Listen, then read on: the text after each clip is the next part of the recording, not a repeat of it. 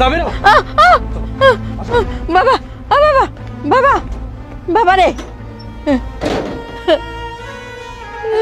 দরজাটা লাগাই দিলি বাবা আমার ঘরে নিবি না আমি এখন কই যাব আল্লাহ আল্লাহ গো চোখের আলো নিয়ে গেছো আমার পোলায় আমারে পর করে দিছে এখন আমি কই যাব আল্লাহ আল্লাহ এই অন্ধকার দুনিয়াতে আমি কেমনে থাকবো কই যাব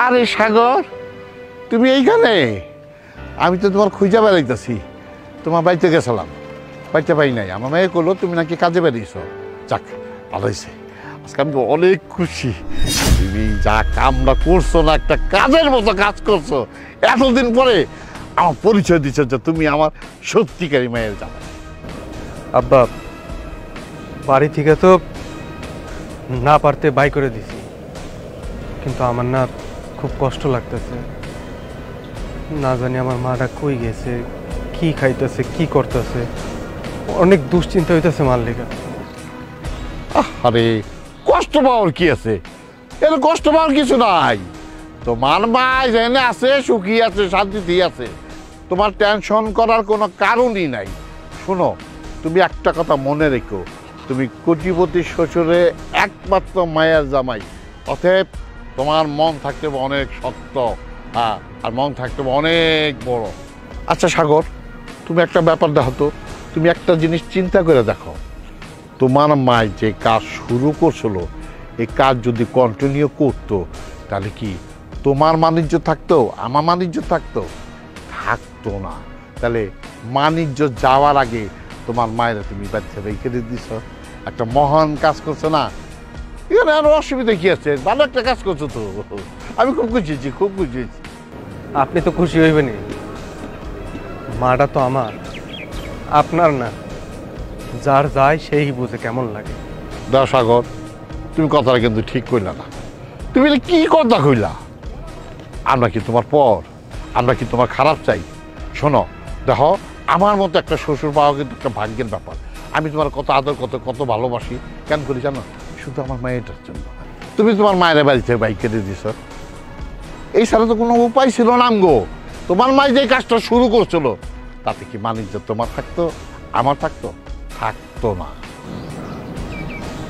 আপনি যাই বলেন না কেন আব্বা আমি আমার মায়ের হারাই ফেলছি নিজে বাড়ি থেকে বাই করে দিছি আমার মা অন্ধ মানুষ কোথায় যাইবো কি করব কিছু জানি না না জানি কত মানুষের লোকে খারাপ ব্যবহার করবে আমার বিবেক কইতাছে আমি যা করছি ঠিক করি নাই আমি কি করবো কন্ত আব্বা আমার মন মানতেছে না আমার মায়ের লিগে খুব চিন্তা হইতেছে আমার মা তো অন্ধ এই দুনিয়াটা খুব স্বার্থপর আমার মার এই দুনিয়াতে থাকতে খুবই কষ্ট হয়েছে আমি আমার মার লোক অন্যায় করে ফেলছি আব্বা তাই বাবা এত টেনশন করতেছ কেন তোমার মা যেখানে আছে অনেক ভালো থাকবো অনেক ভালো আছে তোমার মা নিয়ে টেনশন করো না শোনো তোমার মা গেছে দেখি কি আমি আছি না আমি তোমার শ্বশুর মানে বাবার মতন অসুবিধা নাই তোমার যখন যা লাগে আমি আছি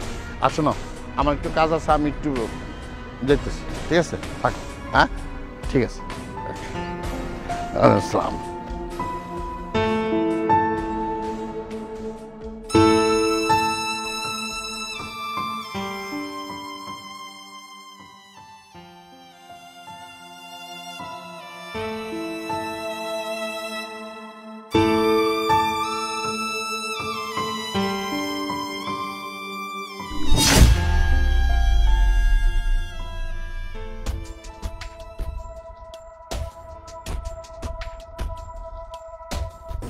কি ব্যাপার তুমি এখানে একা একা বসে কি চিন্তা করতেছো না কিছু না এমনি বসে রয়েছি এমনি বসে আছো তোমার কথা শুনে মনে হচ্ছে তুমি কিছু একটা চিন্তা করতেছো তোমার মন খারাপ আবার তুমি বলতেছো এমনি বসে আছো মার কথা ভাবতেছিলাম আমার মনে হয় কি জানো, আমরা যেটা করছি সেটা ঠিক করি নাই। আমি অনেক বড় ভুল করে ফেলাইছি। মার লোক এরকম কাজটা করা উচিত হয় নাই। আমি কামনা ভালো করি নাই। আরে যা করছো ভালোই করছো। তোমার মার অবস্থা একবার চিন্তা করে দেখো। তুমি তার জন্য এত কিছু করো, তারপরে সে তোমার মান সম্মানের কথা চিন্তা করলো না। সে কি করলো? রাস্তায় চলে গেছে ভিক্ষা করতে। তোমার মান সম্মানের কথা না চিন্তা করুক, আমার মান সম্মানের কথা, আমার বাবার মান সম্মানের কথা যদি চিন্তা করতে পারতো, সে সেইটাও করে নাই। তার এক পা কবরে চলে গেছে। কি দরকার ছিল তার ভিক্ষা করতে যাওয়ার? হ্যাঁ, তুমি তো তারা কম খাও না, আমি তো তারা কম যত্নাত্তি করি না। তারপরেও তার কিসের জন্য যা লাগলো মানুষের কাছে হাত পাততে বলো তো? আমি মারে কতবার বুঝাইছি, আম্মা আপনি ঘরে থাকেন, আমি আপনার সেবা যত্ন করি, আপনি পায়ের পরে পা তুইলা খান। কিন্তু না, তার ভালো লাগে না। আসলে কি জানো, গরিব ঘরে জন্ম হয়েছে তো, ওই স্বভাব এখনো রয়ে গেছে। ঠিকই বলছো, কিন্তু একটা কথা কি জানো, আমরা যখন ছোট আছিলাম কত অন্যায় করতাম, কত ভুল করতাম, কত বায়না করতাম মার কাছে, কিন্তু মা সব কিছু হাসি মুখে মাইনা নিত। আর মার ছোট্ট একটা ভুলের কারণে হ্যাঁ আমি ঘর থেকে বাই করে দিলাম। আমি আসলে ছেলে হিসাবে না এটা কুলাঙ্গার। আমি অনেক বড় অন্যায় করে ফেলছি। আমার নিজের ভিতরটা কুইরা কুইরা খাইতেছে। আমার বিবেক আমারে বারবার করে বলতেছে আমি যেটা করছি সেটা ঠিক করি নাই। তুমি এটা কোনো কথা বললা? তুমি একটু মনে করে দেখো, ছোটবেলায় যখন তুমি অন্যায় করতা, তোমার মা কি তোমার একটা দুটো চর মারতো না? অবশ্যই মারতো। সন্তানদেরও তো শিক্ষা দিত। মনে করো এটা তোমার মায়ের জন্য ছোটখাটো একটা শিক্ষা। কিছুদিন বাইরে বাইরে ঘুরে ঘুরে খাক, তারপরে তার শিক্ষা হইলে তখন নাই বাসায় ফিরাই নিয়ে আসো। চলো চলো, তো ঘরে চলো, খাওয়ান দিতেছি। যাও ভিতরে যাও, আমি আইতেছি।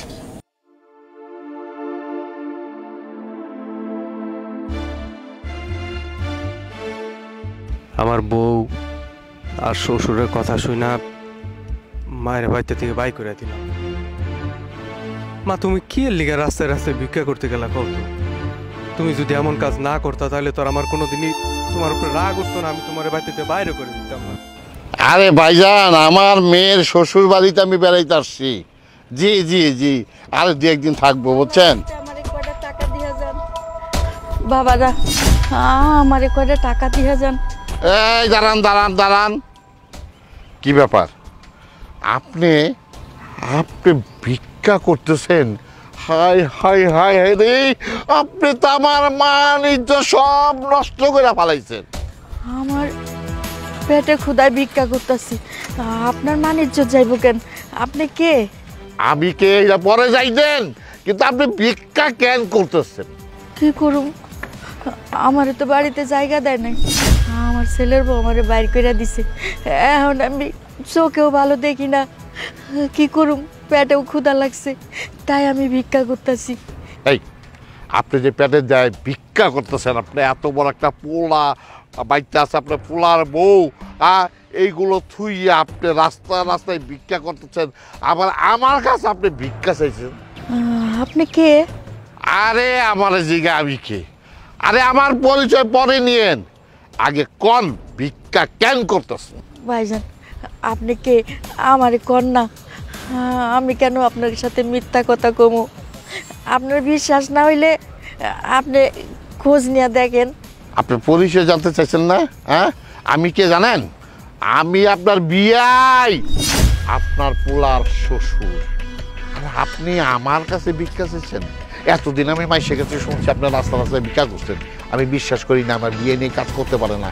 আজকে আমার কাছে আপনি ভিক্ষা চাইছেন, তারপর আমার সামনে আমার মাইয়ারে কইতে বদনাম করতেছেন, আমার মাইয়া আপনার বাড়ি থেকে বাইকে দিচ্ছে। আপনার সাহস তো কম বড় না? আপনি যে ভিক্ষা করতেছেন পোলাই জানে? আমি কেমনে গম, আমার পোলাই জানে নাকি?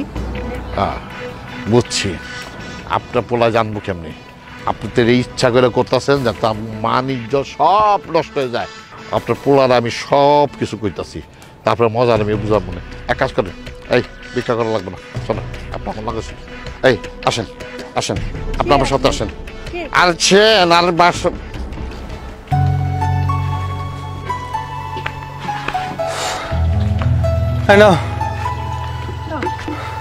আসে পড়ছো? মায় কই? আম্মা আম্মা তো ওই যে পাশে সখিনা আছে না, ওকে বাড়িতে গেছে। কি কো, এই বর দুপুরবেলা মায়ের বাড়িতে গেছে? আর তুমি মারে আটকাইবা না? একে তো অন্ধ মানুষ, একা একা চলাফেরা করতে পারে, কখন কি হয়ে যায়। দেখো এগুলা কিন্তু মোটেও ভালো না। মায়ে কোথাও যাইতে চাইলে হেরে যাইতে দিও না, সবসময় ঘরের ভিতরে রেখে দিবা। আরে আমি তো আম্মারে মানা করছিলাম, এই কি হলো ঘরে বসে বসে নাকি তার খারাপ লাগছে, কতক্ষণ ঘরে বসে থাকবো, তাই গেছে। কি কমো, আমি কইলাম আম্মা আপনারা আগাই দিয়ে আসি, আম্মা কইলো না আমি একা একা যাইতে পারবো, তুমি ঘরের কাম করো। তাই তো আমি ঘরের কাম করতেছিলাম। ও, মা কি কিছু খাইছে না? না খেয়ে ওই বাড়িতে গল্প করতে গেছে গা? খাওন টাউন দিছিলা? হ হ, আম্মারে আমি খাওয়ান দাওয়ান করাই দিছি, খাওয়ান দাওয়ান করায় ওষুধ খাওয়ায় তারপরে বসাইছিলাম রোদে। আম্মা আবার করলাম একটু হাঁটতে যাবো, আমার মন ভালো নাই। আমি বললাম ঠিক আছে যান। আচ্ছা, আইলে হার একটু ঘরের ভিতরে রাই হোক, বাইরে বাইরে বেশি যাইতে দিও না। বুঝোই তো অন্ধ মানুষ, একা একা চলাফেরা করতে তো কষ্ট হয়। সবসময় ঘরের ভিতরে রাখবা, সেবা যত্ন করবা। আচ্ছা ঠিক আছে, আমারে ঘরে রাখুন না, তুমি এক কাম করো, হাত মুখ ধুয়ে আসো, তোমার আমি খাবার দিতে আসি। না, তুমি রান্না বান্না শেষ করো, আমি ওই পিছনের জমিতে একটু পানি দিয়ে আই। যাও রান্না বান্না করো।